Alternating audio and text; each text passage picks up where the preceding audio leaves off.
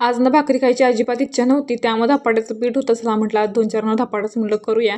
इकडं पटकन पीठ मळून घेतला. तर अगोदर तर मला धपाटे अजिबात आवडायचं नाही. असं वाटायचं इकडच्या लोकांना की काय खाते ते, नुसतं पीठ पोटात थापायचं आणि डायरेक्ट तव्यावरती भाजायचं, म्हणजे निम्मार्ध कच्चंच असं मला वाटायचं ते. पण आता धपाटे मला इतकं आवडत ना, अगोदर करायला जमत नव्हतं. हात वगैरे भडकं मारायचं आहे पिठानं, पण आता अजिबातच नाही. खायला पण एकदम भारी लागतात आणि आता करायला पण मला एकदम मस्त जमतं. इकडं पटकन थापून घेतलं आणि तव्यावरती टाकून नाही दोन्ही साईडनं छान असं शेकून घेतलं. आता ह्याला दही किंवा उसळ वगैरे खातात, पण आता माझ्याकडे दोन्हीसुद्धा नव्हतं. चला म्हटलं असंच काय, तर असं पण खायला एवढं मस्त लागतं नाही. धपाटा मस्त दोन्ही साईडनं भरपूर सारं तेल टाकून भाजून घेतलं, म्हणजे जास्त पण असं सुका सुका लागायला नको, म्हणजे जास्त तेल टाकून ह्याला मस्त असं भाजून घेतलं. खायला एकदम मस्त लागत होता. आणि आजकाल अशी काही मम्मीला मदत करायची असते. आता ही मदत फक्त कामापुरतीच आहे, कारण त्याला शेंगाची चिक्की पाहिजे होती, म्हणून आम्हाला शेंगा फोड लागत होता. इकडे पटकन शेंगा फोडून घेतल्या. भरपूर सारे शेंगदाणे निघाले होते.